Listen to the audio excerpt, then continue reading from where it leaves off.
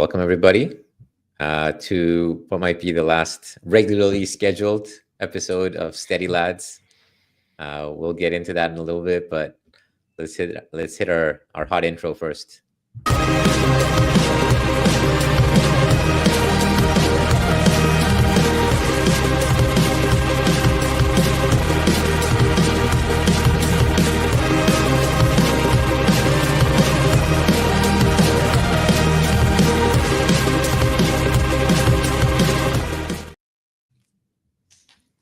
Episode 91.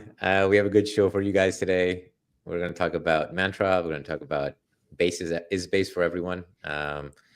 But just to start off, we want to discuss a little bit the Steady Lads and Thiccy. You wanna start? Sure. So like Jordy said, this is episode 91. We've been doing this 91 straight weeks without fail. Yeah. And I think when we first started this, I don't want to speak for everyone, but I think that was when Up Only stopped uploading, and the crypto space was filled with just VC circle jerk podcasts, right? And we kind of wanted to see something different, right? More degen, more fun. And we were like, you know what? Like, let's the four of us, right, with Thiccy, let's just do it. And I guess we're almost at the 2-year point, or like the 100 episode point. But I guess content-wise, it's really hard to do content. I've been doing content for like 5 years, and one of the hardest things to do is show up, and I think we have shown up. But unfortunately, the market's been just honestly like kind of depressing sometimes. Just logging and then everyone's just like getting angry. I mean, I don't think we talked about the market's a little bit quiet and it's a little bit quiet out there, but I think Justin, I'm sure you have a lot of thoughts here, but one of the overriding feelings is we want to just do things that are very high quality and continue refining and growing and not getting stagnant. And Justin, maybe you want to talk about why you wanted to start, because this was kind of your idea initially and where we are now. Yeah, sure. I mean, first off, I'll say I think we all love what we built. I don't think when we started, we would have thought we would have got to 91 straight weeks without missing a single week, which is actually crazy. I know it's only once a week, but doing it every single week through the holidays, through the ups and downs of life. I mean, we're sick, you guys getting married, I'm winning a bracelet. There's all, life is happening and we're still doing this nonstop. Yeah. Jordy's we're traveling and always in a different country. And the time zones, Jordy's we're 12-hour time difference. We always have to. It's pretty crazy. It's been a labor of love. I mean, we have a core audience, you guys, especially now they're alive in the chat, obviously. Potatoes saying they hate us. We don't hate you. We love you. We appreciate you. You know? On that note, I wanted to show this is probably the highlight of all of our experience here. We threw this event, Token 2049 in Singapore. Here's some footage from the event. Even Thiccy showed up. But it was amazing to meet all you guys that were there. I think it was looks like a couple hundred people there. And it's been an absolute pleasure. It's been awesome. And seeing the feedback on Twitter, seeing the show grow to be one of the biggest in the space it's been an amazing journey. But at the same time, I think we are a little confused of where to take the show here. And everything has a life cycle of a beginning, middle, and end, and no shows go on forever. And we definitely want to keep making content, but I think the weekly cadence is probably something that's hard for us to keep up with at this point.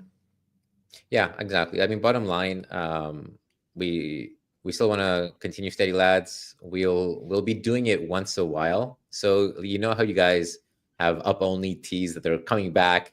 Oh, this week we're coming back. Something happened, and then they never do. I think it'll be like that, but we'll actually, come back periodically, every month or so. People are commenting in the chat that this is the bottom signal. It's a bullish signal that we're capitulating. I hope so. We're not so. There's a Hobo Ghost says we're not so steady after all. We've been very steady actually, but yeah. We have a lot of upset steady lads in here. Look, guys, we'll show up once in a while. We'll keep doing the show. Personally, I think we'll all look at our ideas for content in general. For me, it'll probably be a couple things I want to focus on. One is some macro content. I just feel like that part of the world is shifting under our feet right now, and I want to think and talk about what's happening on the macro shifting landscape. I'll also be planning some content. I'm already speccing out a series around just high performance, not related to crypto, just about like personal growth and performance. So I'll be doing, I want to be spending some of my my time on that as well. And I think Justin and Thiccy will also be thinking about different content. Yeah, I actually started taking acting classes. Wow. Because not because I want to be an actor, but I feel like I made a video recently on my channel and it was just so bad. Like the quality was so bad. Like my acting performance is so bad that I'm like, okay, like if I want to make content, I might as well like learn how to, I guess perform. So maybe I'll create more skits, like more fun crypto skits. That's like more you make some really funny skits. yeah. Well, like maybe you're referring to like the dildo stuff. That was like half skit, half real, No, I think like last cycle you were doing these like videos where you're like acting bullish on something, and you're like, oh, this is like, oh no, it was like some depressing stuff that the market was like fucked. Remember last cycle you were like, I was like sending everybody these like skip videos you're doing. Anyway, yeah. Regardless. And I think we all have a feeling that we want to like, if we're going to end this on a regular schedule, we want to end it like the top of our game when we feel like the show's like achieved more than we could have ever hoped for. And I think that's important to do that, as opposed to like maybe we lose interest or we lose motivation, drive, and we just don't deliver the best content we can. And I think we're already starting to feel a little burnout. So as for myself, I'm sort of exploring what's next. I definitely want to keep creating content. So we'll see. Awesome. Yeah, we'll be back, guys. Just not next week, but we'll be back soon enough. Let's get into our episode. I don't want to do the Q&A now. I feel like it's going to be like a lot of depressive questions. Yeah. Oh, should we shout out? We should shout out Brad, our editor, who's been with us for 91 episodes straight.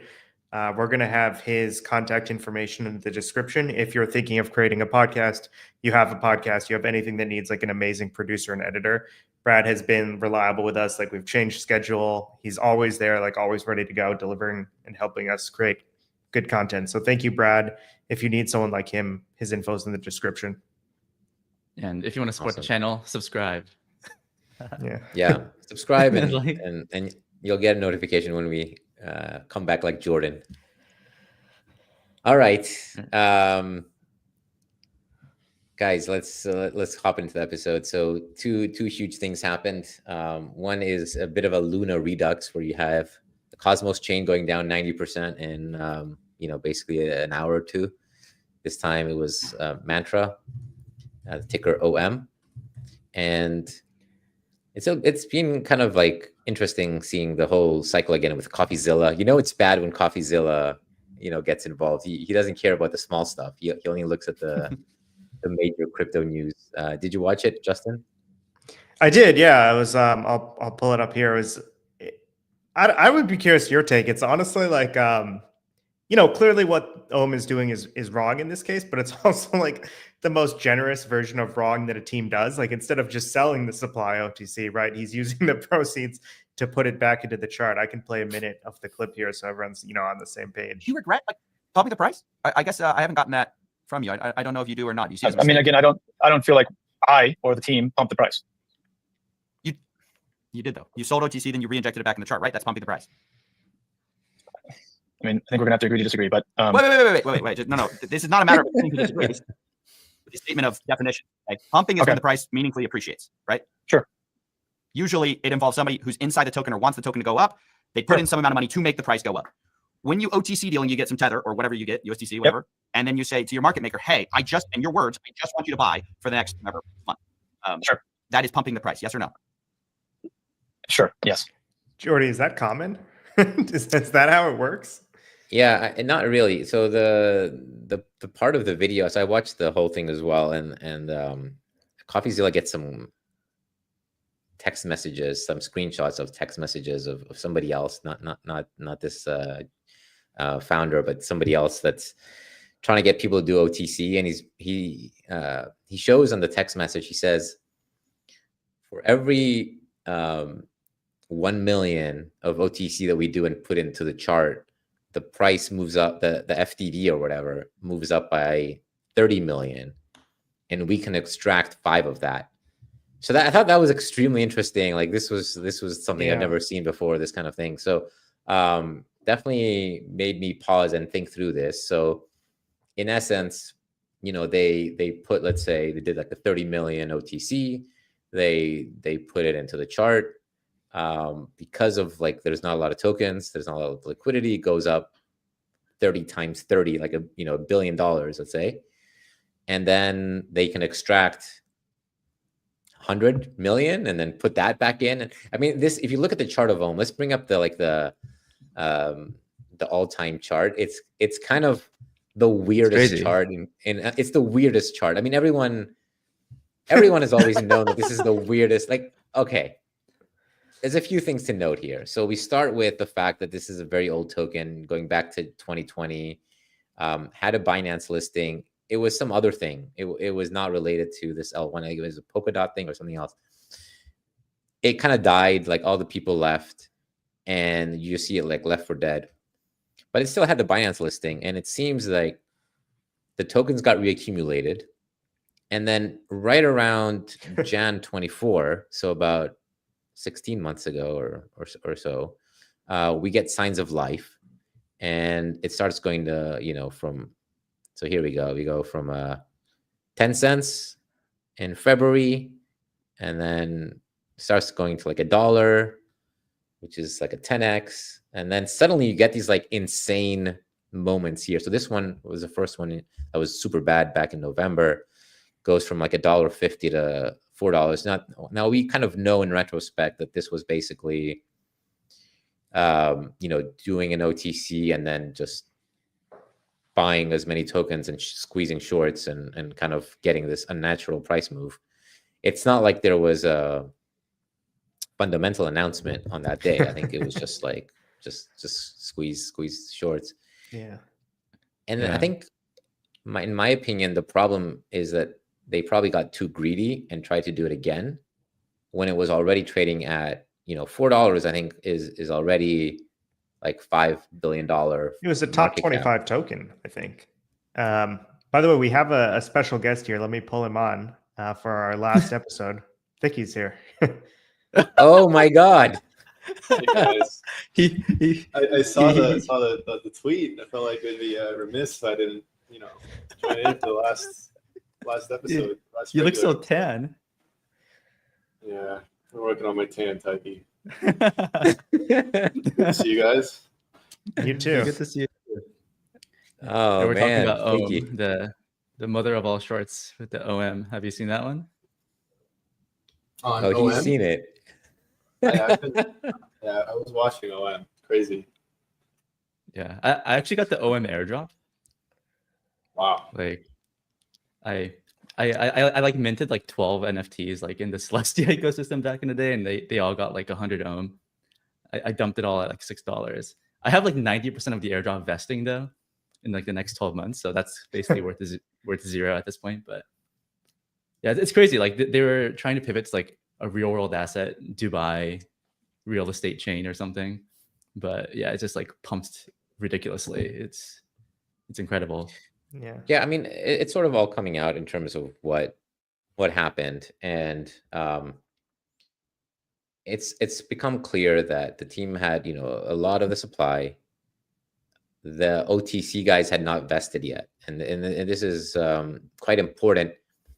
The price where it was in any case not going to stay there. There's no like physics where gravity doesn't work. It's just a matter of like, when do token unlocks happen? And when they happen, then the game's over. But in this case, I think the tokens were meant to be like later this month is what what the information is. I think, towards the end of April.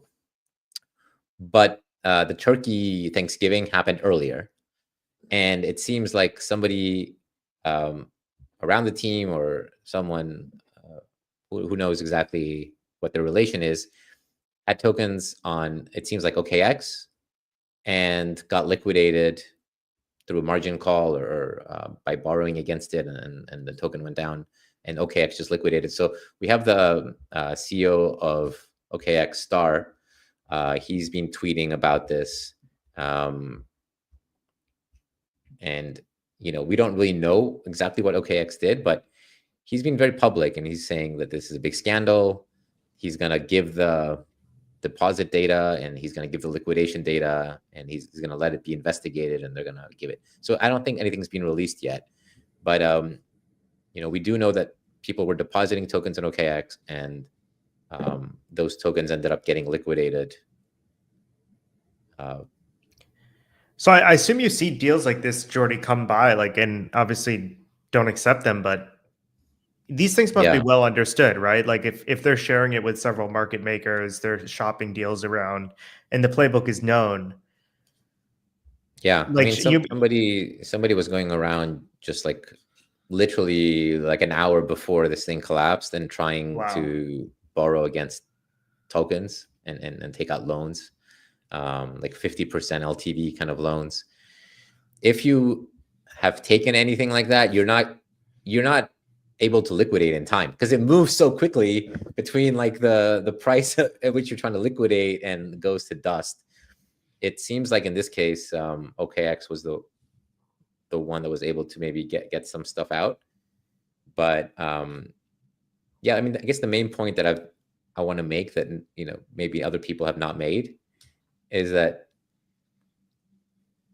it was only a matter of time before this unsustainable price was going to come back down. And the fact that this liquidation happened maybe gives a convenient excuse as to okay, well, look, it's OKX did it. But one way or another, you could say that, in May, the price would have been more or less the same. It's just a matter of how it would get there. And I had no idea how it would get there. And I think I was a bit surprised by the suddenness of what happened. But I had heard before that this coin you couldn't short it because the supply was so tightly controlled that they could just blow you out at any time. Did either of you guys try out of curiosity? I don't know if it's a topic people want to talk about publicly, but I saw a tweet that said it's crime, but you don't know when the crime is going to stop. So that's the problem with shorting it. Each time you thought maybe $1 was going to be the end of it, but then it goes to 2, goes to 4, goes to 8. It's very dangerous shorting, and I'll end here. I want to hear Thiccy's thoughts, but the last thing I'll just remind people, and since this is one of our last, I just want people to remember shorting is not free. You can't just decide you want to short something. It's not like trading S&P where you can short because it's the entire market. If there's not a lot of spot out there, you're not really allowed to short. Binance might let you short, but in reality, you actually don't have that flexibility sometimes, and you shouldn't click that button unless you really understand, that there's a float actually out there. Thiccy, give us some flavor.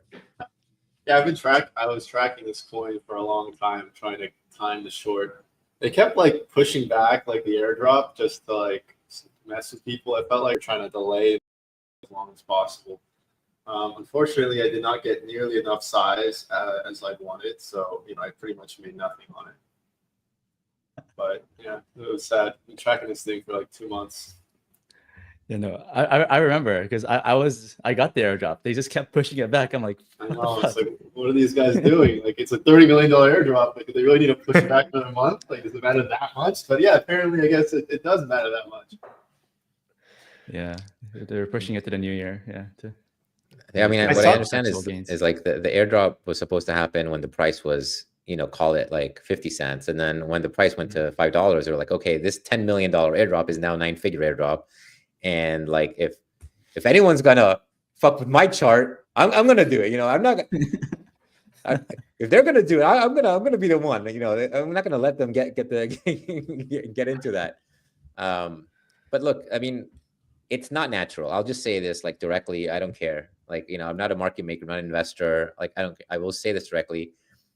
This was not a natural movement, and just like saying that this is a liquidation, that like, oh, you know, like abnormal. It doesn't matter. Like, we were gonna be at this price. It was just a matter of like the trajectory of getting it, because it should never have been at $10. It wasn't worth $13 billion, and I think we shouldn't pretend like this can happen to Ethereum. Like, it's not like, I mean, maybe Ethereum we can, who knows? But Wait, like it's already happened.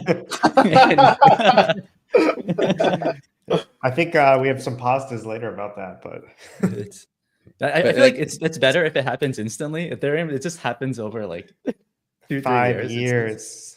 5 years. I think underperformed the Nasdaq for like the last 7. It's crazy. yeah. But the staking rewards do make up for it. So, you know, forget the dividends that you get from holding QQQ. You know, the staking rewards from holding ETH is probably like 2.5%. That kind of makes up for everything. Think of all the friends you've made on the way. Yeah. Wish I didn't. No, now that Thiccy, sir, like I remember like maybe a year or like a year and a half ago, we were talking about like, what's eigenlayer FTV going to be, right? It's like, oh, 20 billion FTV. We're going to be so I think rich. it was, though. It did hit that basically. Yeah, but like now I think it's like sub 70 cents or something. It's really crazy how It's like, all these worth coins zero. are just dying. It really was the mother of all shorts.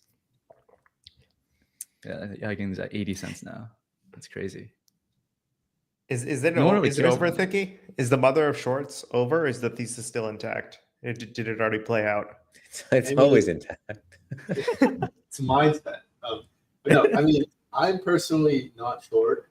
I haven't been really trading much recently. There just hasn't been that much action besides like OM last week. I still think, you know, these things can go lower, but it's like not a great risk adjusted bet to make. I think just because how depressed it is. I have a mic right here. Is it working? Oh, that's much Oh, okay, better. that's a lot better. Okay. Yeah, a lot There better. we go. Yeah, I mean, yeah, I'm not short right now. I think it can go lower, but I don't think it's a good bet to bet on it. Interesting. I see. So what are you doing? Are you just doing basis trades or pair trades or like... I'm kind of just, I don't know, just like reading Basketball. philosophy, reading about AI alignment. I'm reading a lot too, Thicky, actually, in my downtime. I have like a list of 30 books I'm cruising through. I'm in a crypto book club of crypto retirees. It's been fun. Okay, Wait, what? that's cool. Yeah. Oh man, this is so It's bad, Jordy.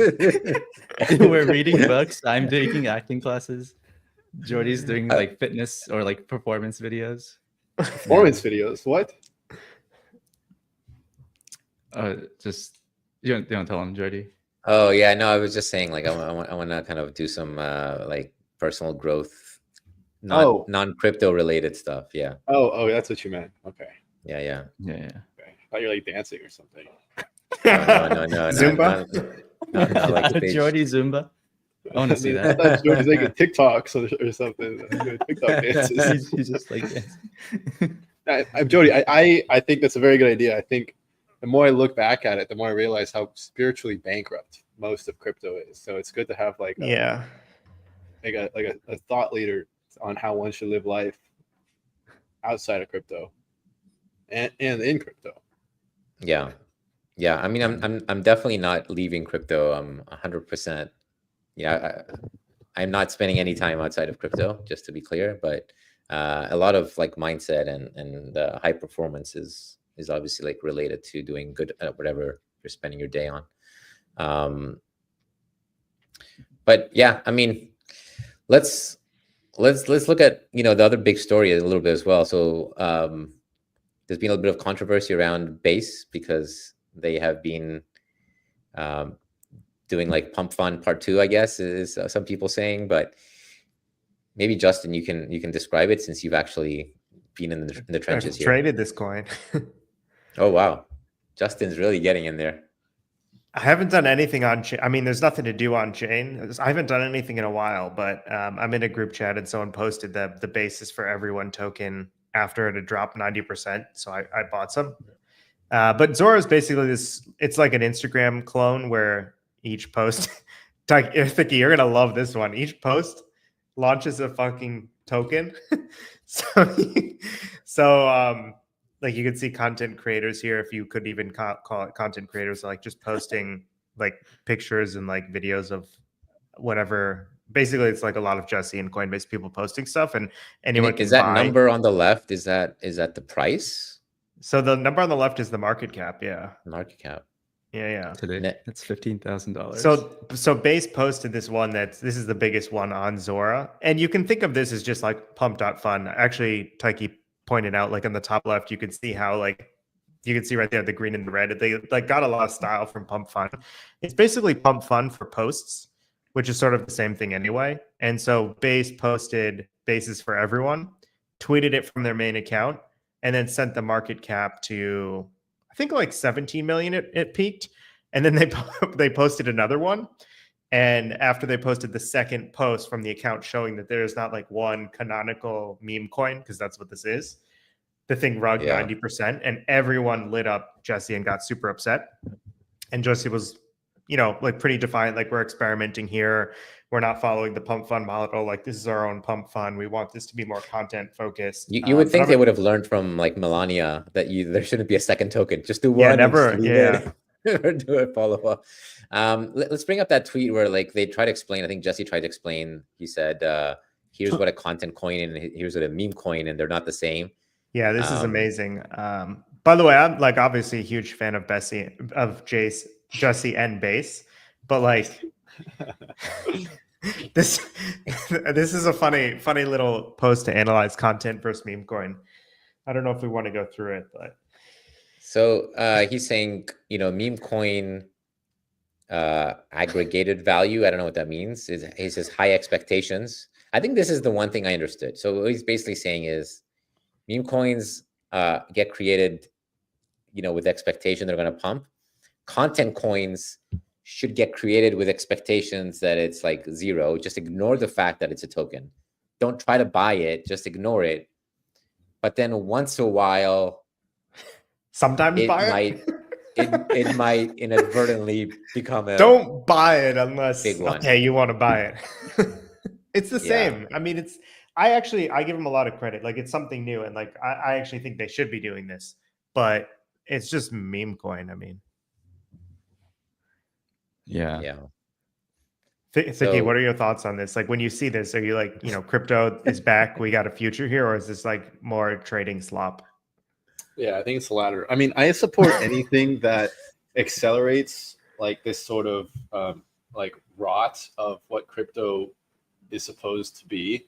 But I think at the end of this, like, I do want to own ETH. It might be from like $200, but like, I actually think ETH is like is the asset with the most intrinsic value out of any asset in this space. So like, wow, say more. I think but don't say the $200 part. But I think a lot of people are using ETH as collateral for like the wrong reasons. So those people still need to be liquidated. So we probably are still too early, but I guess I agree with the long-term vision. What's up? The thesis of ETH? Yeah, it's just that ETH is a good asset. It's just a superior store value, and it's a good asset. It's like a non-corrupted asset. It's like, dude, you're just saying this because no one in crypto believes in ETH anymore. I feel like you're not. Is this just a contrarian player? Or do you really believe it? I think having thought about just like, I don't know, like the AI stuff and AI alignment and like some stuff on spirituality I've been reading recently, like ETH makes a lot of sense. I don't know, maybe it's like a temporary thing. Wow. Because when I went on your spaces, you said like you're gonna buy a long-term ETH bag at 1,000, and then I think I talked to you more recently after ETH had gone down to like 1,700, 1,600, whatever, and you said maybe not 1,000, but like has your thinking changed there? Like, what do you actually think the fair value price is? I think like 200. I think it's not gonna be like a fast. This is gonna be like a very slow, like U-shaped bottom that you'll be able to buy. If 200 is like, I mean. It's like down 80% from here. At that point, do you imagine it's even like a top 5 coin, or what is it at 200? Like, what is Solana at when ETH is at 200? It would be at a 20 bill val, by the way, a little less maybe. 20 mil. Holy shit. Holy I don't fuck. know. I don't know. I mean, I'm buying it for like the pump 4 years from now type thing, you know? Interesting. Yeah. Okay. 20 bill Well, ETH is crazy. I don't know if this is bullish or bearish. Like I'm like a bit confused here. I'm very so confused. if you buy it at 200, like where do you want to sell it at? Like hope it pumps back to 400 and then you're out? No, I think it can go to like back to 4,000. Wow, that'd be sweet. I would love 4,000. Yeah, we were there not that long ago, but We can't buy feels until like Justin sells. Well, He you don't has know. sold. That's like He's yeah, been selling. it's like Newcomb's paradox, if you've heard of it. yeah. Not that one, no. What Interesting. is So like Newcomb's paradox? Thiccy, like philosophically, just before we move off the topic, like I'm just curious, what exactly have you been reading, or what has like tied into like the philosophy of ETH that you think is a good asset? How does it fit in?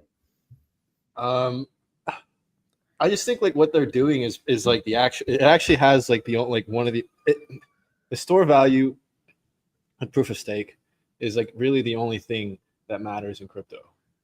I think like Bitcoin is flawed. I think proof of work is not going to work long term, and I think eventually the world's going to realize it. It might be a decade from now. So then it has to settle on proof of stake. It's always been the thesis, but like I guess I can like before I thought the floor was 0, and now I can like up it to 200. All right, we're getting That's somewhere. We're getting bullish. somewhere. Do you like stable coins, Thicky? Yeah, but like it doesn't. There's no way you can bet on it. Yeah. Well, if Circle IPOs ever, But like their Circle is such a dog shit company compared to Tether. Yeah, it's really Yeah. It's so poorly run. but maybe that gets cleaned up when they're public and more accountability. I've never seen Yeah. a company go public and suddenly function better. I feel like it's usually more red tape and more short-termism with the quarterly earnings. But we'll see. They're doing some things right. I mean, they've been going up in market cap quite a lot over the last year. So we'll see. Obviously, Coinbase is still kind of got them by the balls, I guess. But yeah, it's a start. Thank you. Anything like when you say like next 4 years, are you imagining that we're gonna kind of go into a bear market and a bull market? Like how are you imagining this current stage? I don't know. I haven't really thought about it. Did you read that AI 2027 post that like Scott Alexander posted with Dorkesh? He was like outlining the monthly steps of how AI eventually like we reach superintelligence. It like takes over the economy by 2028 is his guess. So maybe like on the path to that happening is like a catalyst for another bull market. Yeah, I mean, there's a lot of weird kind of philosophical AI content going around. I heard Mustafa, the ex DeepMind co-founder, saying instead of UBI, we should do like UBP, like basically give people intelligence, like computing intelligence rather than money, because then that intelligence can help them, more than just getting some bucks. And that will just give people compute and intelligence so they can live better lives. It's a lot of weird concepts that maybe we're not used to that we should start kind of thinking about. Wait, quick question for Thiccy. So hypothetically, right? Let's say ETH goes to 300, 400, 500, right? And then it pumps to like 4K when it just gets sold again. Like, do you think ETH do you think ETH flips Bitcoin in that scenario, or like because you believe in ETH more than Bitcoin, right? So I do, and I think it will, but like I don't know what the timeline is on that. But like I mean, I'm kind of just spitballing. I haven't like really formalized these beliefs. I literally just like thought of it like a couple of days ago. It just made sense. You're not focused on like actually thinking through these problems. Like you're more interested in AI now, right? You're just trading crypto. No. I'm always down to make money. Thiccy's a capitalist. Let's be clear. These chains don't grow themselves. You gotta bling bigger every time. Yeah. No, Yeah, there's just like not much going. There's not much like idiosyncratic stuff going on in crypto right now, so it's not that interesting. Like Ohm is probably the biggest thing that happened, but yeah, this just hasn't been moving much. So just thinking about other things. Yeah, Ohm was very interesting. I have to say, like I was just waiting to see like how this would revert. It was obvious it was going to, but like how would this happen? And it happened in a very unusual way. But definitely. Yeah. Thicky, like when I was last on your spaces, we talked about how crypto is just so catalyst driven. And because of like, we're still figuring out the fundamentals, let's say, it's all about catalysts and like a new thing to look forward to. And I think the reason why we're in this period is we don't have something exciting coming up in the future, right? Like we won. We don't have an enemy anymore. Like we won with the Trump administration. We won with regulations. The ETFs are here. Every ETF is coming online, basically, or at least for the majors. And now there's nothing to get excited about. But like, do you think what would you think would be the next thing? Like, are you excited about RWAs or anything of that nature? No, I mean, I'm really surprised how well Bitcoin's been holding up. Like, I think Jordy's prediction on Bitcoin being like correlated to gold is actually, I mean, it looks like it's correct. It's like, in old days, this thing should be at like 60K by now. But, so I mean, Bitcoin's like, I think crossed the chasm. It's like a macro asset that's like half gold, half equities. I still think like the correlation of, because MSTR drives so much of the flow in Bitcoin and MSTR is just correlated to the equity indices, like it just forces it to be more correlated to the indices than gold is. So it doesn't trade as cleanly, but that might not be around forever. But around the other things, I'm not too excited about. I really don't care about anything outside of maybe like the most tangential thing is like ETH at $200. That's like my definition of branching out.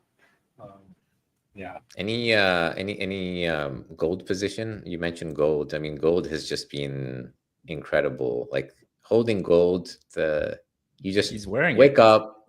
You wake up in the morning. you check this chart. I got the chart here. I was like asking who's the market maker of this token. I mean, who's the market maker of this token? yeah, it looks beautiful. I mean, look at this thing. You got the jealous founders asking, they want to get this guy. It's a good one. Somebody says probably Peter Schiff. Look, I mean, I've been saying this gold move is highly unusual, clearly signifying an escape from dollars. Kyle Samani, I think, is just losing his mind because his thesis has always been the dollar. No, it's never like dollar is king. Don't mess with the dollar. Like Bitcoin, everything else, gold's useless. It's just the dollar. I think the evidence is pretty clear now that at least Asian money and possibly like other places in the world are diversifying out of dollars. And it's not that the dollar is going to go away, but a 20% reduction in foreign demand and 20% reduction in dollars would be like cataclysmic beyond comprehension. Like it's such a huge amount of impact that would have on like the economy of the US, the prices, everything. And I think it's best not to sleepwalk through it. And the Bitcoin thesis is basically like, as long as some people realize that you want to be able to use it as a means of transfer yourself and use it as a means of payment and not have to like go through, because gold, like what are you doing? You're buying an ETF or you're buying some future and then you're taking delivery and it's going to some vault in Chicago and then you have to order it to your house and then you have to give it, like it's completely broken as a system outside of central banks. Like central banks can move stuff around, but for humans, like people, it has to be Bitcoin. What's scary to me is, I'm sure, I don't know if we talked about this last week, but Berkshire Hathaway has underperformed gold over the last like 30 years. And my first instinct was, well, Berkshire Hathaway, they pay a dividend. So if you have the dividend, maybe they're slightly outperforming gold. But Berkshire Hathaway does not pay a dividend. Warren Buffett feels he would do better investing it himself, which credit to him. But they've still underperformed gold. And Berkshire Hathaway is like such a massive entity at this point that it's like very correlated to the S&P itself. And I think on most timeframes or many timeframes, the S&P is down relative to gold. And it sort of reframed how I think about things. Like the thinking for me was always just DCA the S&P 500, hold it for life. But you know, if gold's outperforming that, what does that actually mean? Is the value of my equity not really outperforming inflation at all? It's pretty scary. Jordy, do you have gold? You may have talked about it in an earlier episode, but like, what is your Bitcoin versus gold exposure? I have 0 gold. I'm all dollars. I'm kind of seething. Oh, dollars. You don't want to be dollars. So I have started trying these, like, because I'm too lazy to go and do like a personal CME account. So I'm just buying like these like tether golds and this stuff. So I've been acquiring tether gold. Yeah, I mean, You're the market maker on the chart. He's the market maker on the chart. It was an advertisement. So it was kind of crazy. So the thing to know about gold is that generally you're paying somebody to get exposure. You know, the forward curve on gold generally accounts for the storage costs and, like, you know, these kind of costs of gold. And so if you buy a future, the further out you buy, the more you have to pay for it. However, for some reason, Bybit perps had a negative funding rate for the last weeks. I've been making like a lot of money on funding. I should have said this. Now everyone's like, okay, it's live. Can we cut that out? Like, don't. He's typing. He's literally typing. Don't look at the gold perp negative funding. It's such a weird thing to have like negative funding on a gold perp, because it should never be the case. So I just took that opportunity, and but it's still a very tiny part of our portfolio. It's not large, but it feels good, you know, just to have a little bit, be diversified. Wait, so do you have like a 10-to-1 ratio, like Bitcoin to gold, or? Honestly, it's like it might be like 1% or something. I need to like increase the. It's hard to get a lot of liquidity. Yeah, it's not enough, but I do think Bitcoin will be a much faster horse when it starts picking up. It'll just like go parabolic at some point, while gold will just continue slow and steady accumulation. Hobo Ghost says he's gonna go long. Just don't fuck up my funding rate on Bybit. Just go do it somewhere else. Yeah.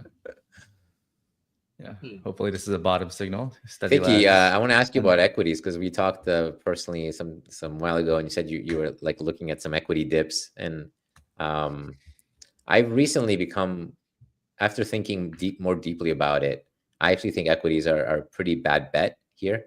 I don't like this kind of price range. I don't think that we can go up that much. And once the market realizes that, it'll puke, because the risk reward balance will be lower. So just curious, like, because you said you're mostly dollars, have you been in and out of equities, or what are you doing with equities?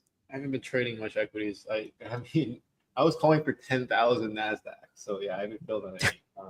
It might be too bearish. I want to own, I mean, at the end of the day, I want to own like crazy Mag 7, just because like it's one of the best and only ways you can bet on AI. So like eventually you need to buy it somewhere. But yeah, I haven't bought any yet, not here. I agree with you that like the risk reward from here is not amazing. Are you still calling for 10,000? That seems a little extreme, but like, yeah, that's 50% down from the top of maybe about 20,000. Maybe. You never know. Yeah, I mean, it kind of depends on like, I mean, it doesn't like depend on like what Trump does, right? It's kind of up to him. It does, but like the way I like to think about it is that like you just pick a price where it's like this is the lowest it'll be, and that's where I want to be fully deployed.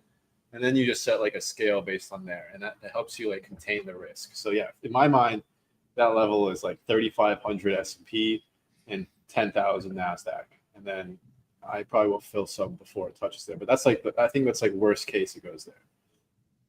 Generally, when I try to like look at these bigger levels and try to understand, you know, where it's safe to bid on stuff, the one question I try to think about is how many dollars are out there, like how much dry, like how many dollars exist, because you don't really know until like people start like getting margin calls, but then they find some and it suddenly like goes back up. We've obviously like had signs that the amount of dollars in the system is bigger now than it was, you know, even 2 years ago, because these like prices that get defended based on just liquidity coming in are higher, and every year it keeps getting higher.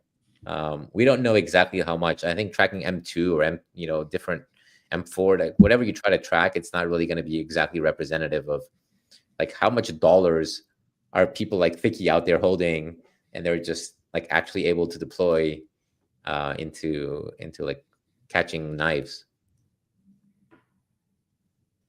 How much do you think needs to be sold to get down there? I mean, I'm such a dollar bear in general. The only thing I have to say, like, I have been like spending a lot of my time thinking about the US dollar over the last weeks. The one thing that keeps me from being uber bearish and just like going completely short the dollar is this weird thing. Do you know the dollar milkshake theory? Yeah. Was it Luke Rowan? No, I think this is Santiago Capital. This is Brett Johnson, but I've debated it with him about this. But he basically like points out that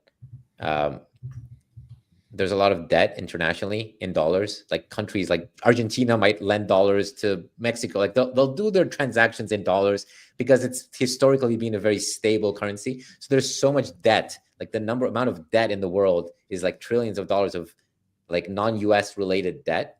And those people can't print dollars. So imagine like, you and I, Thiccy, we make a bet and we're like, okay, Bitcoin's going to go up, Bitcoin's going to go down, but we're denominating it in like mantra. Okay. We just say like 5,000 mantra, like whoever wins.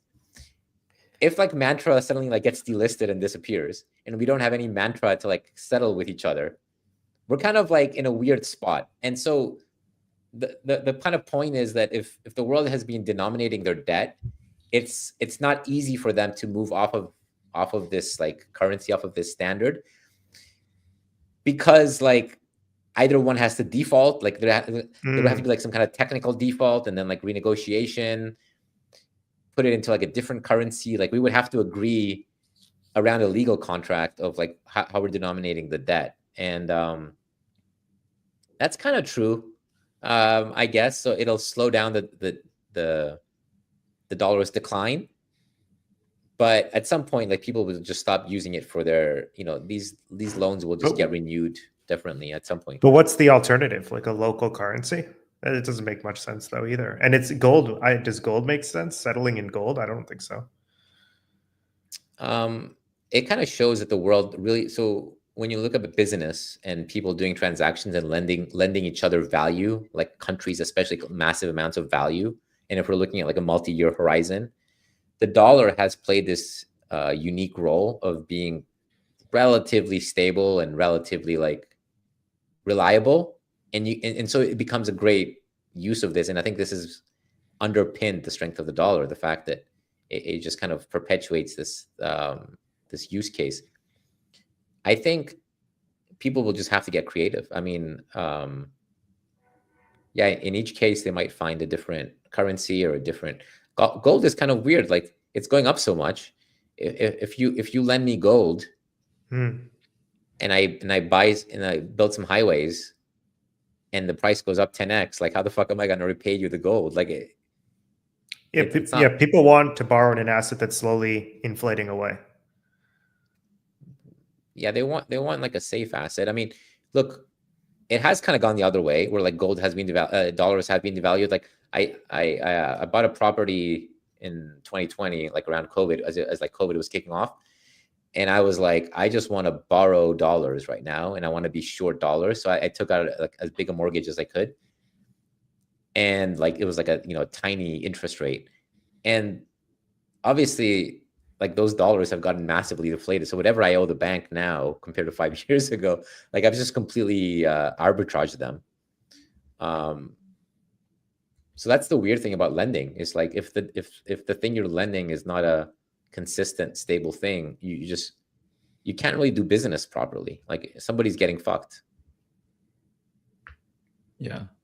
Like all this capital flight and like the dollar bearishness should be like good for Bitcoin, right? Like in theory. And that, I mean, that's like Jordy, like your bull case, right? When you said that buying in the low 80s should, be good on like a 6-month time frame. And I don't know, like I feel like there's so little investable assets in crypto. I was thinking like if Bitcoin starts ripping, like what would I want to buy? And then Like I can only think of like Fartcoin, you know. Yeah. I don't know. I don't know. I mean, look, like I do think gold will be given a good look, and I think I was actually talking to some Tether people just mentioning about their token. There's XAUT thing. I'm like, I'm actually using it, and I don't know if it was a joke, but the Tether guy says actually like XAUT is more important than USDT. Like they have a lot of gold, and I know they have a lot of Bitcoin as well, but I think like there's a belief that having a digital gold It's digital token gold. that's crypto, like a crypto token, right? Like Literal digital gold. Actual digital gold, yeah. Actual digital gold, like maybe that picks up. Like I don't know, maybe you can, but it's just going up so much so quickly that I think it's hard to take loans at. Like I don't want to be short gold. So I don't want to be long have in to either, see. though. I feel like any like resolution or anything, it just goes like whoosh.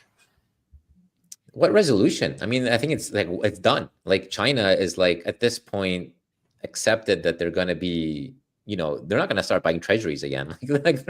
like what's gonna? I mean, I think we've seen that Trump has tried to backpedal, and I did predict very aggressively. Talking to all these people saying like, no, Trump doesn't give a fuck. He's not going to backpedal. They're clearly like realizing he caved. He cracked caving so hard. in like everything, right? Like just Yeah. multiple things. This is no surprise because at the end of the day, like opinion polls and like all this stuff matters. Like you can't just, make everyone poor. You can't make everyone poor. Yeah. Up only though, Just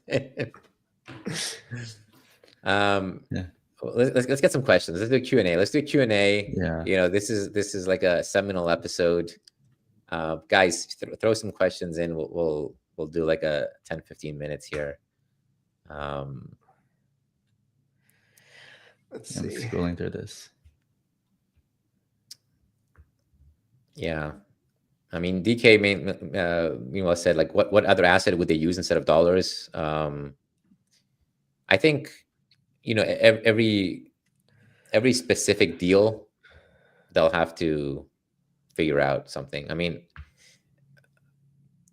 it is kind of bullish Bitcoin, isn't it? Like, it's just such a neutral asset. I mean, I don't know. Yeah, like Bitcoin dominance to like 90. That could happen. Yeah, it can happen. Yeah. Yeah. Okay, we got a question here. It's a good one. Your guys' favorite episode so far and why? I mean, this is a great question. We've had 91 episodes. Thiccy, I think, has done like 30, 40 of them as well. Thiccy, I'll start with you. I mean, was there one episode like do you have like a favorite, like one that you're like, okay, this was a good episode? He's thinking about it.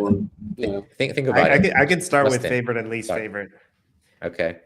So favorite had to be our anniversary on our 52nd episode a year, and we had someone I'd wanted for a year, Charles Hodgkinson. He came on the show. We had like a few. You said banger Hodgkinson. guests. We had a few great guests, and that was the highlight. As far as worst show, it's not. It was actually Vitalik, and nothing because of him. But I asked him an inappropriate question that we had to cut out, and I felt really bad about it. He got super awkward, and I felt bad. So for me, that was my. What'd you ask him? What in the world? I asked him about all those tweets about Vitalik getting a girlfriend and being bearish ETH. It turns out that was correct, but he wasn't happy about that. He said, you asked him that. Wow. Yeah. So we had to edit edit that out. Yeah. But my favorite was the Charles episode, and I think we had Robert Leshner on that day as well, and a couple others. And it was a great. We might have had you, Thiccy, as well. It was a great celebration of hitting 1 year. It was cool. Yeah. Oh. Like Taiki, my favorite was actually the Vitalik one because like that was right after I sold my ETH for Fartcoin. Yeah, no, I sold my ETH for Fartcoin, and then I asked him like like that photo, right, where he just like has like I asked him if his size was size when there was like a phallic object in his pocket, and he just was not having it. That was a highlight of my moment. That's like you do study lads for like 60, 70 episodes, and then you get to ask Vitalik about just like some ridiculous question, you know, like I thought that was hilarious. I don't have like a least favorite. No worst. Okay. No worst. I mean, our worst. maybe- We all have the Bitcoin one when we had that. Yeah, the guy. Bitcoin- that Bitcoin. live stream with the Bitcoin guy. live stream with the Bitcoin guy. We've Great learned guy. a lot about making content, you guys. Just so you know, we've learned like what not to do, who you want to have live, who you don't want to have live, like who needs to be edited, etc. It's been a great learning experience. Yeah, unfortunately, like there's people that if you have them live, they don't like let you direct the conversation at all. They just bulldoze, and that was the Charles was final like that a example. little too. We had to sort of break him after He like was. 10 minutes. Yeah, Yeah. for He Andy. was. How about you, Jody? What's your favorite? I mean, the recent ones have been great. I think the Ben Hunt segment that we had recently, I really enjoyed. You know, he's someone I've been reading for a long time. It was nice to have a conversation. My favorite part about the show is definitely getting the chance personally to have conversations with, you know, some of these people that I've been, you know, just following for a long time. I think my favorite though is probably the live one that we did in Singapore, because it was just nice to do one in person, and it was like a nice vibe, a good experience. I forgot about that. That was awesome. Yeah. Yeah. We had an early one. I don't know why I'm getting sentimental. We had this early one really early on. I was in Korea. We were talking about like getting massages from a dude or something. I just had so much fun. Oh yeah. Wait, didn't we? That was great. I told that story and then we cut that out, right? Yeah, we thought we cut it this was out? when we were very Okay. buttoned up, but we had it, you know, we were buttoned up Yeah. for the first 30 episodes or so until I we remember Jody and Justin were like, no, and then Thiccy was like, I like that story. yeah. Oh yeah. TLDR, Taiki had a very enjoyable massage. Yeah. Jordy, LB asked, like, I actually think this is a cool question, Thicky, unless you want to go with your favorite episode, or you can think more about it. But like, can you tell us about living in Singapore versus the US? Like, should we all move out there? I know Taiki's moving to Japan or considering it. So Singapore is a very specific place. It's perfect for me, and like I don't think there's any second best. But if you're in your 20s and you want to like, you know, go out a lot, it's maybe not the best. Like, it doesn't have, you know, as much nightlife. I mean, Hong Kong is insane. You land in Hong Kong, it's just like the energy of the city just permeates to your cells. It's intense, and like New York still has a lot going for it right now. So why I like Singapore, you know, being a little bit older, especially like focused on work and like health, is amazing for health and like safety. And I actually think the political system here is very stable, and you know, they don't like the woke stuff. They don't like any extremes. They're very reasonable. And yeah, people say it's sterile. That's fine. Like I travel a lot, so you know, I spend enough time in the streets. I kind of will describe it as, I do want to travel because I want to be a street cat. I want to like not lose my reflexes. I want to be able to adapt to any kind of difficult situation. So Singapore is like a nice home. You're like a house cat, just a fluffy, nice house cat, and then you go out and explore the world and come back. is this Thiccy, did you true, think Jordy? Shooter McGavin met you at Motherland Rodeo? I don't have any comment. Let's no comment here. I don't even know what that is. Is it like a bar or something? So there was that mother coin. Remember this mother token? Oh yeah. Motherland. Party. So this Iggy Azalea. So she did like one of the wildest things in Singapore. Singapore is very conservative. She brought in like 40 strippers from like Miami. I don't know, like it was kind of ghetto, and like just put them in a Singapore club. This is one of them with like Suzu was like throwing money. So me and Eric Wall had a mechanical bull competition going on. That's funny. But yeah, let's not talk about that. Thiccy, did you think of a I don't nostalgic think a episode or particular anything? episode, but I've always enjoyed like talking about lifestyle with you guys. Yeah, it's the Lifestyle? most fun actually. I think everyone goes on this journey in crypto. Is like at some point you just got to come to the other side and realize it's all about self-actualization, and it's like really about reading, self-care, fitness, exercise. You know. There's a question here from Shooter McGavin, another one. Hey Shooter, Don't talk about the motherland thing, by the way. All right. So he's asked market wizards. Is it continuing? And I don't know if he's Which asking one? which one. Who's he asking? That's funny. Which one? I don't know. Let's ask both. Well, Are either or both? Yeah. mine is no longer named Market Wizards, so I'm guessing it's towards Thiccy. What's yours called? What- I've yet to figure out a name.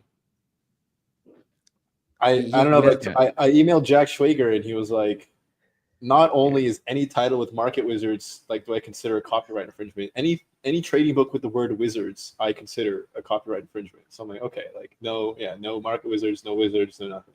Isn't that crazy? I know. Nothing with the word wizards. Like Detective that's guy. wild. So Yeah. he suggested Crypto Masters, but that sounds like really tacky. So like Sorcerers. another- I like sorcerers. Crypto sorcerers. But Thiccy, you're doing more, right? yeah, I have a few interviews already. I just need to transcribe them. Okay, Nice. awesome. I love. I saw the DeFi squared one. Yeah, looking forward. Did you get Light yet? He's such a fucking baller. That guy. Working on it, Jordy. Working on it. Yeah, That'd be really good. Private guy. I saw him. I saw him recently. He's great. Yeah. Taiki, how about you? I don't know. Like, Thiccy and I like talked, and then it's like there's like not really that many people we want to talk to, right? I tried to do it consistently, and then I don't know. I just like wasn't. I'm trying to do content that excites me. I'm still trying to figure out what that is. Trying to experiment here and there. But yeah, I haven't done them like Market Wizards in like months actually. I'm trying to interview like more anons, people that's harder to like, more like unknown Market Wizards. There's like that book, right? So people that are less known, like maybe they have like interesting stories, but yeah, still a work in progress. Yeah, I'm trying to do more slice of life stuff that Thiccy recommended, but I'm still trying to figure that out. Someone's asking about the Trump coin unlock. There's $300 million of USD. Is it tomorrow? It might have already happened today, actually. Yeah, I think it already happened. I think it already happened. So the fact that it hasn't completely cratered. So two things. One is like there's a ton of money on the AMM on Meteora because as it run up, they just left some in. So it'll still take like 100 million just to get it to like 5. I think it's not as bad as feared. Like I thought it might go even lower. It didn't really break 750. So whoever has been getting these tokens is probably gonna sell them slowly. Do you have the Melania chart? That one I've been like reading. I don't know what it looks like. I've been reading that the team keeps like moving the LP around and like taking more money out of the LP and like doing some. That team is like fucking max extract, like no joke. Hayden was not kidding. And it's still got like 158 million market cap. It's kind of crazy that, I mean, this is what these tokens will end up looking like shape-wise, but the question is just like how quickly. It's kind of funny how like in hindsight, the obvious top signal is obviously the top signal. Like I'll never forget that Aiden Ross stream where he was like, isn't it kind of over? Like what bigger could it get than Trump launching a coin? That's literally the most powerful man in the world. And that kid in the background is like, it hasn't even started yet. That was like, I mean, shout out to Aiden Ross. That was he was spot on there. It just can't get bigger than that. Yeah. And I also remember we had Thiccy on. He was like, they described like the model portfolio. It's like 80% Bitcoin, 10% Sol, 5% ETH, like 5% like complete shitters. And Thiccy, I was like, that's actually a pretty good portfolio. Like retail's smartened up. They really have. Yeah, they really have. Yeah. There's some hype too, which has been like holding in decently. Yeah. Someone's asking about Farcoin PA. Is your expertise, Taiki? What do you make of the PA technical drawdown? I mean, hot air is rising. It's spring in New York. I think the conditions are ripe for hot air to rise. So I'm pretty optimistic the future of Farcoin. Have you been holding honestly, your Farcoin this entire time? Not this entire time. I capitulated at like 69 cents. Key level. The very key level the first time. And right. starting last month, I've been like starting to scale in. I didn't expect it to pump this hard, like this fast. I think Fartcoin is probably one of the few assets I want to own if I want to bet on like Bitcoin new highs. So I own some Fartcoin, but definitely not as big a size as I want. I'm trying to figure out. The fun thing about trading alts is like no one really knows everything. And no matter how long you've been in space and how much you try to study and understand, I've put together like a bunch of pieces of the puzzle, but then sometimes you're just like looking at something like Algorand and you're like, why is it even holding up here? Like who's buying Algorand? Like what's, there's some weird coins that just seem to always have people buying them and you don't understand who and you try to put yourself in that mindset. Like what would make me buy this coin right now? Who are these people? Is it because of the international component? Like I was wondering this, like we hear about, Korean buyers and whatnot. But like, is it like it's just so hard to get a sense of what each country and each culture is doing, and one country can like support a token that we consider dead? There's not a lot of Korean level countries out there in terms of buying crypto power. So, I mean, Korea, you can always check and you can see like, okay, they love their XRP and they love, there's a few coins that are always there. You kind of know, but when something doesn't match that Korea category, I get a bit confused. And yeah, Algorand's at 1.6 billion right now. Yeah, I mean, I feel like Fartcoin has better product market fit than 98% of crypto. Like Algorand's a Fartcoin, right? But it's like they're all Fartcoins. But Fartcoin is Fartcoin. It's the most honest coin.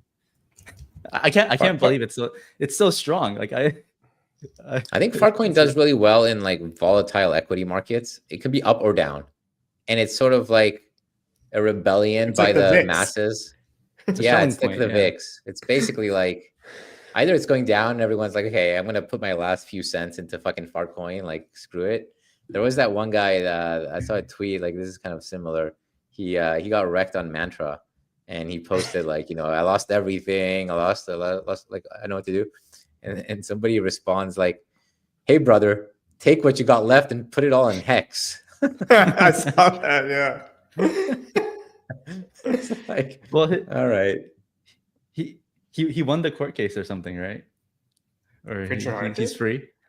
There was no court case. They just decided that it wasn't under jurisdiction, so they they dropped the case. I don't know. Wow. You bought all that ETH for nothing. Yeah. Him and Justin's son have all the ETH now. Justin's son's been trying to keep his ETH bags pumped. He said that he's still optimistic. Oh, really? That's good. We got him. I don't think that's not a bullish thing. He has to say that. Tron's a good coin, right? That's sold yet. We got both Justins bullish on these. That's good. Right? All the Justins. What are your guys? There's a question here. We'll do like one or two more, and then we'll do pasta. What are each of your guys' favorite pastime that is kind of embarrassing to share? Don't give me working out reading. Embarrassing? Yeah. Gotta think about that for a sec. Well, Thiccy's doing acting classes, so we all. Is that embarrassing? Maybe it's a little corny, but it's fun. I mean, do you? What else is there going on? There you go. Damn. I don't know. I mean, embarrassing. Like I've been doing this like cryo chamber, like minus 100-degree cryo chamber. Yeah. And I've been like bringing people with me. Just like we made like a social event because it's like down the street from our office. So I brought like our traders, our devs, they're coming, and I've started just like having meetings there. So I'll just like bring the founders. I had like the Pendle founder. He's just like Tien. And yeah, I had Tien in, and like maybe it was embarrassing because that guy is like the fittest dude I've ever seen in my life. Like he's like literally like a Greek statue. He wakes up at 5 a.m. and does like hours of swimming, and so yeah, he was able to withstand 4 minutes of sub-zero. Nice. I did that once. It was fun. It's like more palpable than a cold plunge for me, at least. But I guess for me, I've been trying to meditate a lot. It's just really hard, honestly. It's really, really hard to do it right. Meditating, playing chess. or tennis. I'm reading a ton, like a full-time reader, which is cool. The guy said, "Don't say reading," and like Justin goes to reading. I mean, meditating is not cringe at all. It's not embarrassing. It's Thiccy, Well- have you got any good pastimes? I mean, his skincare routine is the Right. cringe pastime. Okay, there you go. He answered for me. There we go. Thank you, Justin.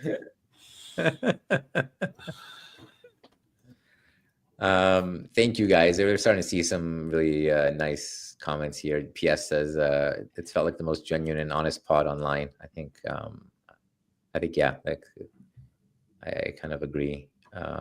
We've tried to keep it very truth speak.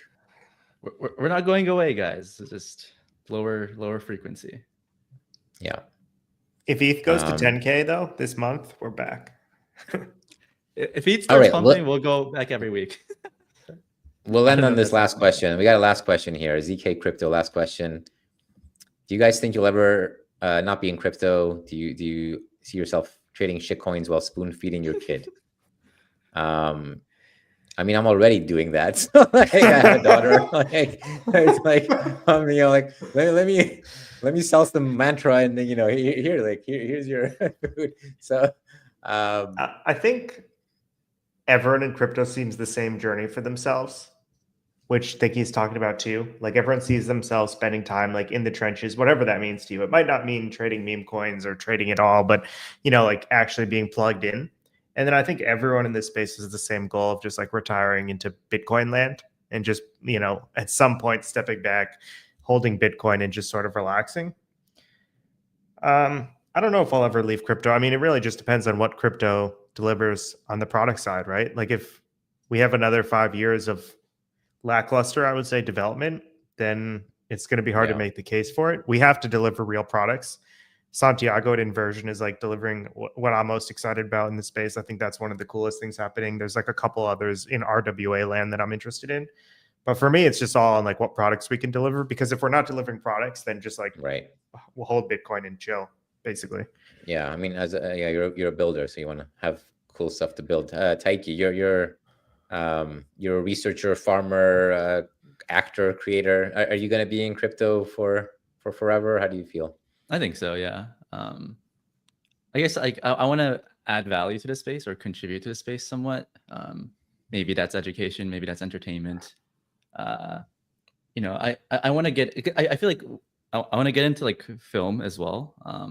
Not in the sense of acting, but I feel like every single crypto content, like on Netflix or in movies, is like it paints crypto in a bad light. It's like it's for scammers. We need a rounders. We need like a rounders for crypto. Yeah, make it. Tucky, I was a film major. I worked on the TV show Family Guy. Like we should link up, make some content. Yeah, there you go. Yeah, but like my goal has my goal has always been to like help build like a Netflix show or like some show or like a movie, and I want to do like a good crypto movie that is like fun, educational, and puts crypto in like a good light and not like just pure scamming stuff. So awesome. Like I'll always be in crypto, right? I'll always be trading. It's the best game around, right? Like people talk about crypto gaming as the next big thing, but like crypto is a game. Crypto is a game, and there's nothing else like it. So I'll always be here. Very positive. Thiccy, how about you? Are you just expecting the industry not to exist and then you'll move on to shorting oil or something? Or what do you think? Shorting oil. No. But the first part, I mean, like we've seen, I feel like the edge over the past 2 months has been like an order of magnitude less, at least on the discretionary side, than like last year. And I think it'll probably continue. There will be like, peaks and troughs, but I don't think the, like CT is like more like an altcoin thing. Like Bitcoin can still trade at this price or even higher. And like, maybe there's just not that much opportunity for like a person sitting at his desk clicking buttons all day. So I think that type of trading might just die out very soon. And I think on my end, I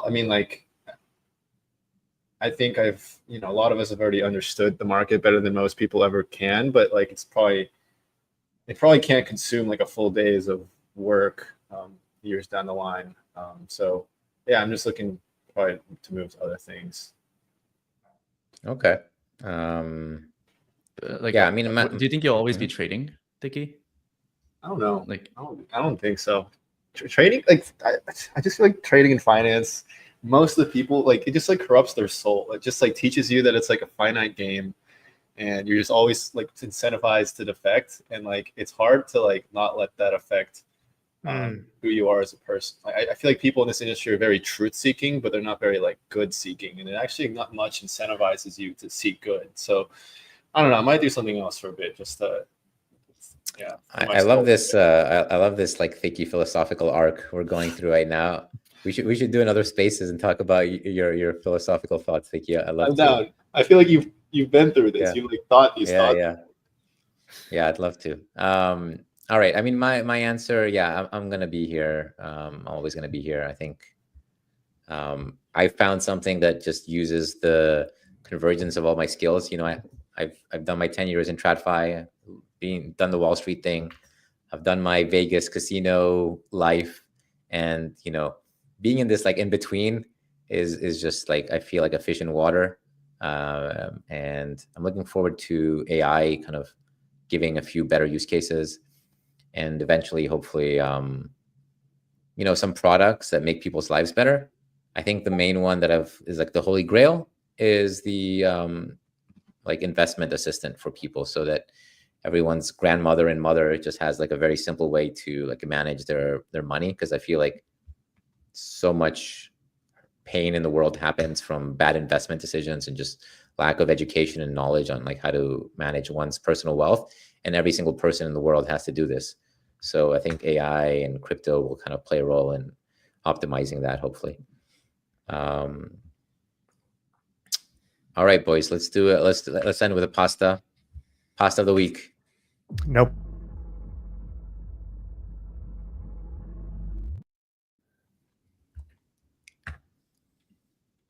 All right, Justin, you want to kick off a pasta? Sure. I guess it's time for story time. By the way, Thiccy, you have a pasta prepared, I assume. Yeah, I'll find one.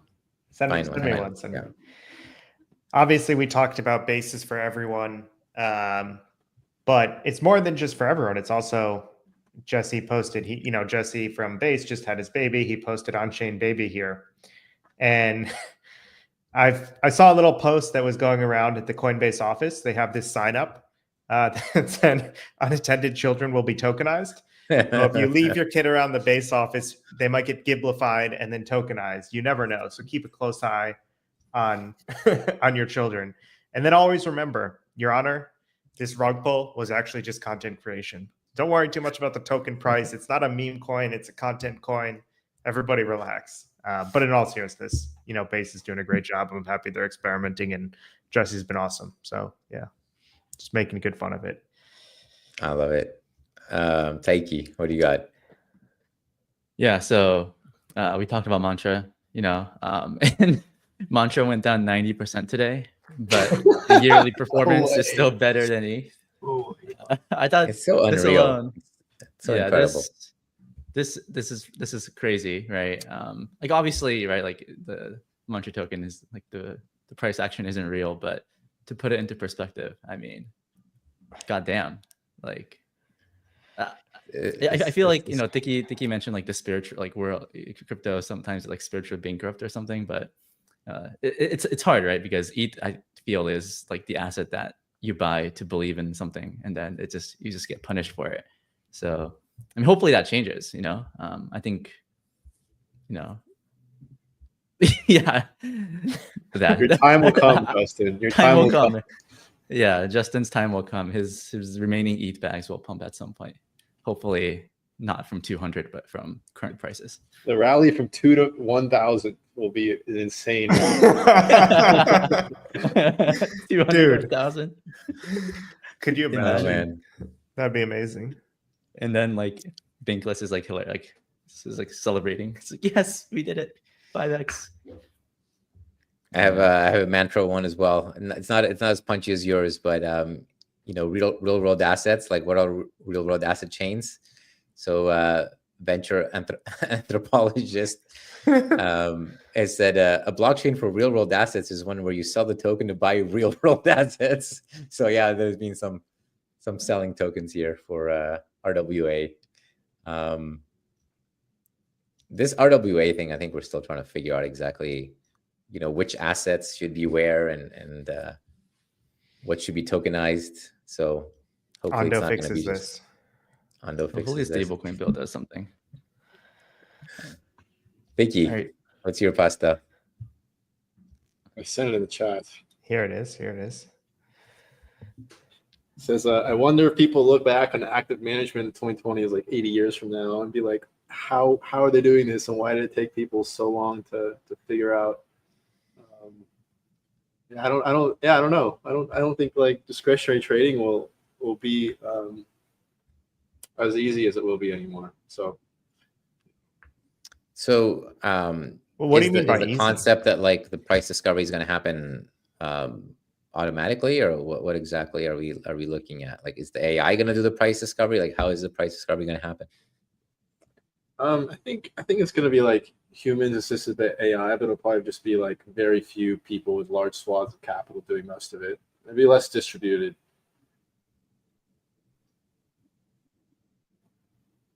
It won't be like a job where you'll like meet, and they'll have like conventions for, That's I can tell Thiccy's been thinking about AI in life for like the past few months.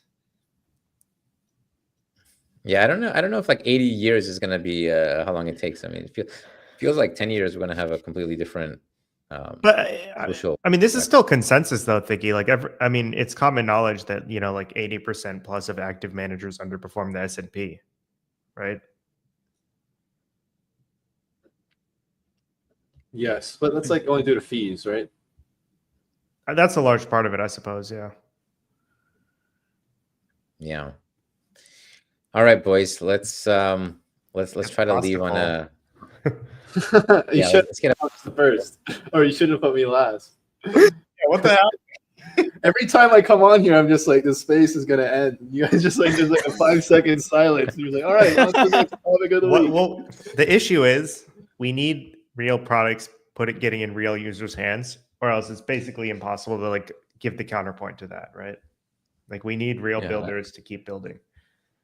Yeah, I mean, I think also it's like, I mean, things are being built, right? But it doesn't really get reflected in token price. Like, that's the problem. Or it's hard to make money from like stable coins, for example, right? Unless you're like farming stuff. If like this plays out, we have the pull up. If it plays out that indeed like Bitcoin, just rips, which I think is a decent chance. It does mean that by definition the digital economy gets bigger. Just the market cap is going to be like many trillions once that happens, and a lot of that money probably is going to be close enough to some alts that we will see certain things do well, and certain things try to be built. Now, it's not clear exactly what money flows from Bitcoin to other stuff. We kind of know what happens to ETH, and I think this is like why everyone's just been suffering, is because ETH has done such a bad job, and everything is comp to ETH. Everything is like normally like flowing out of ETH. People are buying shit coins by using their ETH. So if Bitcoin is the one that does well, I don't know if these like Bitcoin L2s. I mean, maybe we haven't really had like a Bitcoin L2 thing pick up. Maybe because the UX still needs to get better. I don't know. Yeah, we need a reason to believe again. ZK like Crypto says you gotta do this more than 1 time a week. This is the only time you guys all smile together. I love that. I don't think we're sad though. Like, I don't think any of us are really sad. We just, I don't think that's it at all. I think nostalgic. Yeah, just nostalgic. Like, the last few years were just so fun, and we're kind of coming down from that. Like, the market's cooling off. People are taking time to sort of reflect, and just looking back on the last few years was crazy. It's crazy. It's a good time.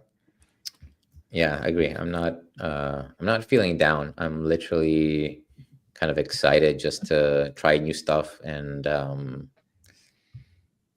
did something really funny this week. So I did a photo shoot. I was a model. I modeled. I had like take poses. I had like a fucking chess piece, and I had to like put my head on the chess piece. I'll show you some. I can maybe like put the picture up. Drop it in the chat. I'll pull it up. You know how like Arthur Hayes did some clothing. I think he did like a hoodie or something. So the same brand called Dream Temple asked me to do like a branded shirt. So they made like a shirt that they designed based on like my Twitter. I don't know, like they designed it based on me. And then they asked me to like do like a 3-hour photo shoot. So for like 3 hours, I put the laptop away and I'm just posing and doing different stuff, and they're putting makeup on. It was pretty intense. So, here's to new experiences. I mean, wait, that could have been your pasta, Jordy. Yeah, actually, Caked up Jordy. the poll's over. Thiccy won with the last pasta. I should have. Do you want to see a picture? Yeah. Yes, please. This is not the real one. This is like they just made this for fun. They just sent it to me as like a joke. There's an actual like photo shoot coming. This was like one of like the trolling ones they made. Yo, But Oh, wow. That's actually good. Yeah, that's cool. King's That's a good Gambit. photo. Yeah, that's Yeah. good. Is that the sweater or the hoodie or shirt? Yeah, it's the shirt. Yeah. You're gonna send us all a copy, right? You'll get a King's copy. Yeah. Gambit. Dream Temple Yeah. Limited. No, it's not the Jeez. King's Gambit, but this was like a fun one. The real one will come out next month, and it should be pretty funny. If anybody Wait, wants So it's to the get white a, shirt. Is this like male's lingerie? yeah, it's like a Yes. it's a knitwear T-shirt. Okay. Yeah. It's like I strangely wouldn't- seductive. Oh wow. Okay. Does it come in? Does it come in wife beater? Does it come in a white beater? Yeah, Thiccy, why do you just wear wife beaters? Can we unpack that? It's just your brand. It's just like kind of hot. But it's hot. Okay. That makes sense. It's That's a good for answer. basketball. Yeah. Do you play tennis, Thiccy? You gotta play tennis. I don't know. Hmm. I've been playing a lot of basketball. Yeah, I remember that. Oh, yeah. The chat's saying, "Oh, it should have been like chestnut checkers, 4D chess." Like that would have been a good one too. Yeah, if you use those pictures as your pasta, that would have been an overwhelming win, Jordy. That's Yeah. what Jesse Fumble said on the here. last episode. I forgot about it. I didn't remember it until the end. Yeah, it was fun. All right, boys. Let's call it here. It's been a juicy last episode. We'll be back in some time. Thanks to everybody Subscribe. for listening. Turn the alerts on so you know when we do an episode in a couple months or a month from now, you get an alert. Hit the bell. Yeah. Yes. Thanks, guys. It's been a pleasure, and thank you for hopping on. Love the unannounced visit, and thanks to our Okay, audience. this was unplanned, We- guys. For the Yeah. viewers, this was completely unplanned. It's been a pleasure, everybody. Thank you, Jordy and Thiccy, and it's to some extent Thiccy. It's been a pleasure To doing some this with you guys. Well, he wasn't here. He wasn't shooting in the gym with us. It's been an awesome 91 weeks. It's been the highlight of my week every week, learning from you guys and talking through things. So thank you guys. Yeah, but it's not GG. over. GG. Bye bye. guys. Take care. Bye.